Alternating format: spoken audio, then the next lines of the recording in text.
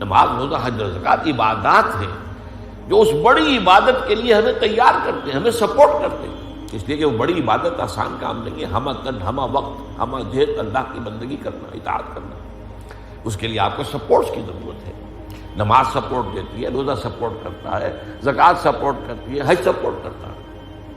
تو پہلی بات تو یہ کہ احسان، اس کے لفظی معنی کسی شے کو حسین بنانا، یہاں مراد احسان اسلام،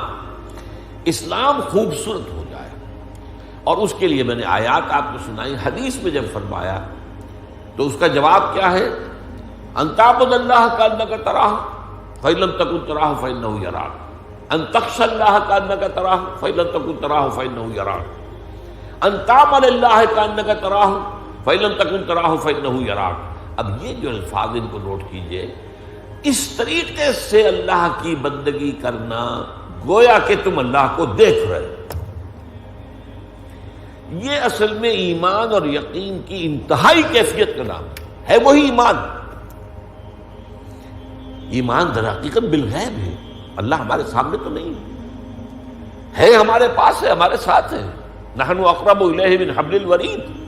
لیکن غیب کا ایک پردہ جو ہے وہ جو ہے موجود ہے، حائل ہے۔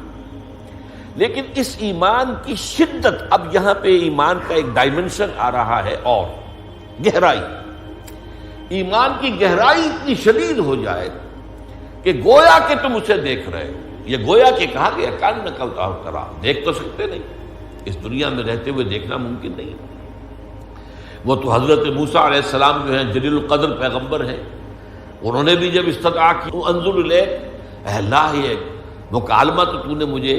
میرے ساتھ فرمایا اور مجھے سرفراز کیا اس مکالمے کے شرف سے،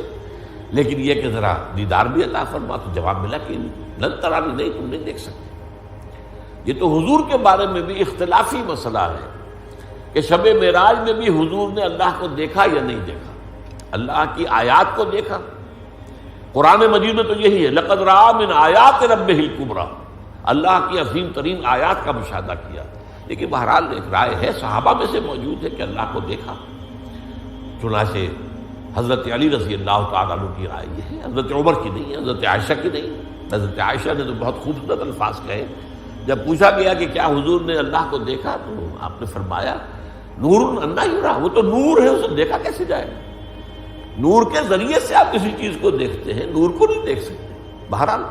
یہ ایک اختلافی بات ہے، لیکن یہ کہ یہ بات جو یہاں کہی گئی ہے کان کا کرو، یہ اصل میں انٹینسٹی، اللہ کے وجود، اللہ کی حقیقت، اللہ پر اس طریقے سے یقین ہو جائے جتنا کہ کسی چیز کو آنکھوں کے دیکھنے سے یقین پیدا ہوتا ہے۔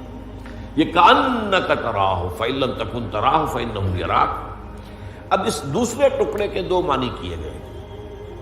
ایک تو یہ بھی ہے کہ اس سے کہا گیا کہ اگرچہ تم اسے نہیں دیکھتے ہو وہ تو تمہیں دیکھ رہا ہے، یہ گویا کہ اسی کی وضاحت ہے پہلے ٹکڑے کی۔ اور ایک مفہوم یہ لیا گیا کہ یہ دوسرا درجہ، پوچھنا درجہ تو یہی ہے، اتنی شدت پیدا ہو جائے گویا کہ فی الواقع اپنی آنکھوں سے دیکھ رہے ہو۔ اگر یہ نہ حاصل ہو سکے تو اس سے کمتر درجے میں یہ یقین ہو کہ اللہ مجھے دیکھ رہا ہے، یہ استحضار کہ میں اللہ کی نگاہ میں ہوں، اللہ مجھے دیکھ رہا ہے۔ قرآن مجید میں آتا ہے حضور سے انتخاب کا خطاب فرماتا فإنک بأعیننا، اے نبی آپ ہماری نگاہوں میں ہیں، ہم آپ کو دیکھ رہے ہیں۔ اب اس کیفیت میں جو ہوتی ہے، اللہ کا بندہ جو ہے جب اللہ کے لیے کوئی محنت کر رہا ہے، اللہ کے لیے کوئی کام کر رہا ہے، اللہ کے لیے کوئی خدمت اس کے دین کی جو ہے سر انجام دے رہا ہے، اس کے لیے بھوک برداشت کر رہا ہے، اس کے لیے تکلیف جھیل رہا ہے، اس وقت یہ اس کا احساس جو ہے کس قدر اس کے لیے وہ دل جوئی کا بندوبست کا سامان فراہم کر، اللہ مجھے دیکھ رہا ہے، میرا مالک جس کے لیے میں یہ سب کچھ کر رہا ہوں۔